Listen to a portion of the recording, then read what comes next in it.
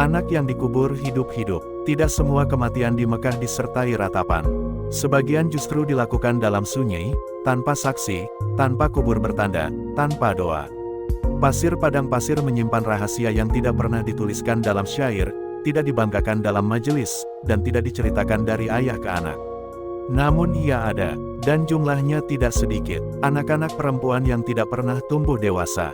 Pagi itu, angin gurun bertiup pelan, membawa hawa dingin yang aneh untuk musim itu. Di pinggiran Mekah, jauh dari pasar dan Ka'bah, seorang lelaki berjalan cepat sambil menggendong sesuatu yang dibungkus kain kasar. Langkahnya terburu-buru, matanya gelisah. Namanya Qatadah. Di balik kain itu, tubuh kecil bergerak lemah.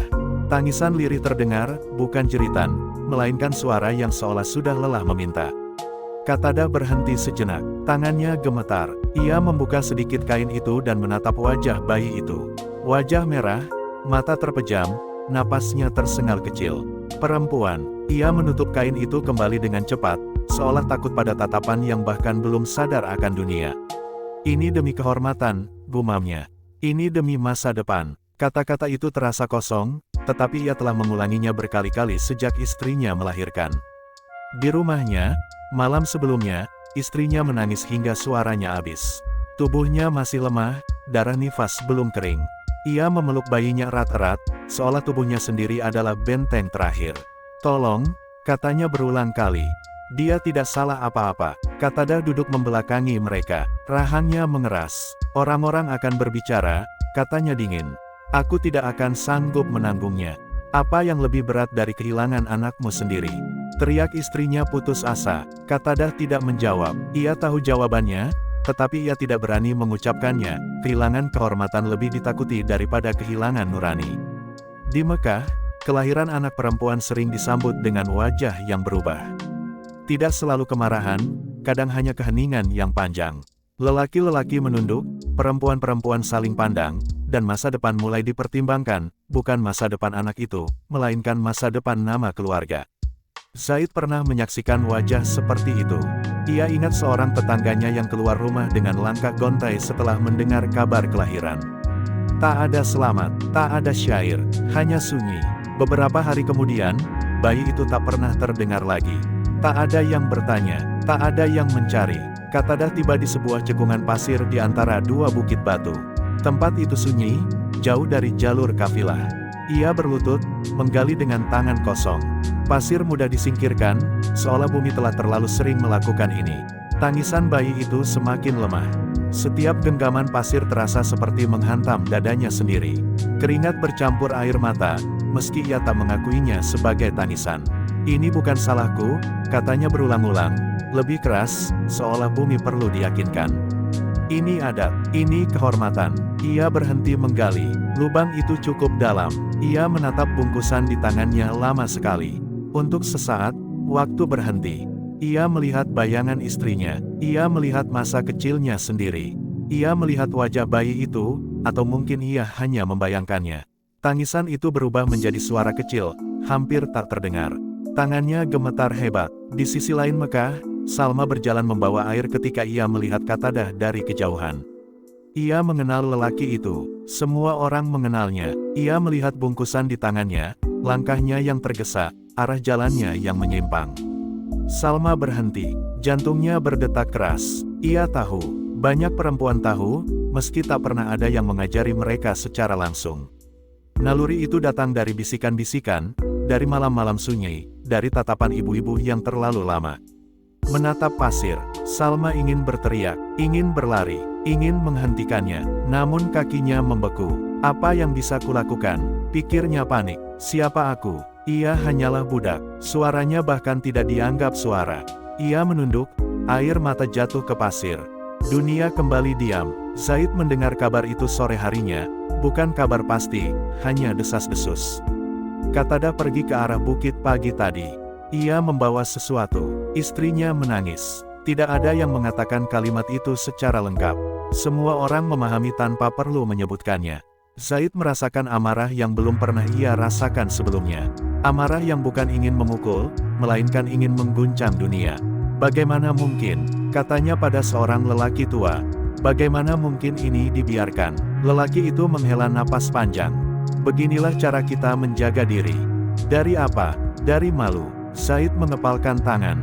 Dan siapa yang melindungi anak itu? Lelaki tua itu terdiam. Untuk pertama kalinya, ia tidak punya jawaban. Katada berdiri di tepi lubang. Tangisan itu hampir berhenti. Tubuh kecil itu terasa ringan, terlalu ringan. Ia menurunkannya perlahan. Pasir pertama jatuh. Bayi itu bergerak lemah. Suara kecil keluar dari mulutnya, bukan tangisan, lebih seperti napas yang memohon. Katada menutup mata. Tangannya bergerak cepat, seolah kecepatan bisa mengurangi dosa. Pasir demi pasir menutup kain. Suara itu hilang. Angin bertiup. Semua selesai. Ia duduk terjatuh, napasnya terengah. Dadanya terasa kosong, bukan lega. Kosong seperti rumah yang ditinggalkan. Ia bangkit perlahan dan menimbun lubang itu hingga rata. Tak ada tanda, tak ada batu, tak ada nama, hanya pasir. Seperti ribuan sebelumnya. Malam itu, istrinya menjerit hingga suaranya habis. Ia memukul tanah, mencakar wajahnya sendiri. Perempuan-perempuan lain menahannya, bukan untuk menenangkan, tetapi untuk membungkam. Sudah, kata mereka, takdir. Kata itu kembali dipakai sebagai penutup luka. Istrinya terdiam, matanya kosong. Sesuatu di dalam dirinya mati bersama bayi itu, sesuatu yang tak akan pernah kembali. Warakah mendengar kabar itu keesokan harinya. Ia duduk lama tanpa berkata apa-apa. Tangannya menggenggam pasir, membiarkannya jatuh perlahan. Ini bukan kebodohan, katanya akhirnya. Ini kesaliman yang dibungkus adat. Ia menatap Mekah dari kejauhan.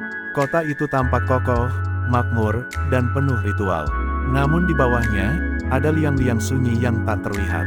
Bagaimana mungkin Tuhan meridai ini?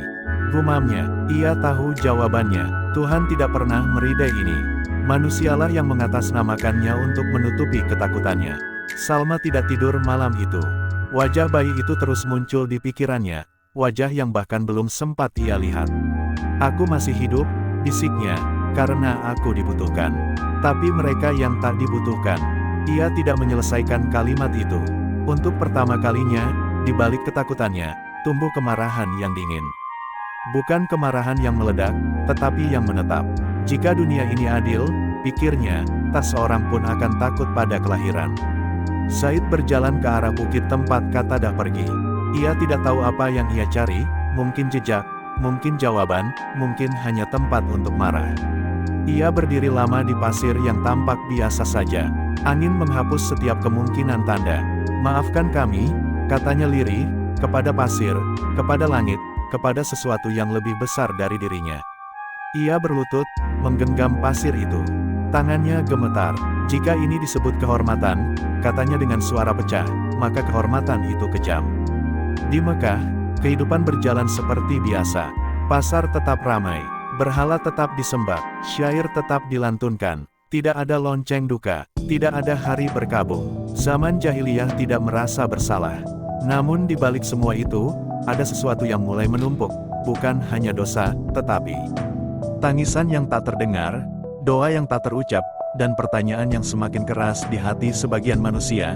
Berapa lama lagi bumi akan menelan anak-anak tanpa protes? Berapa lama lagi kehormatan akan dibeli dengan nyawa yang tak berdaya? Tidak ada yang tahu. Tetapi setiap kezaliman yang dibiarkan selalu mendekatkan dunia pada titik baliknya. Dan di pasir-pasir sunyi tempat anak-anak itu dikubur, seolah ada janji yang tertunda, bahwa suatu hari, pertanyaan tentang kelahiran tidak lagi diiringi ketakutan, dan seorang bayi perempuan tidak lagi menjadi alasan untuk menggali lubang.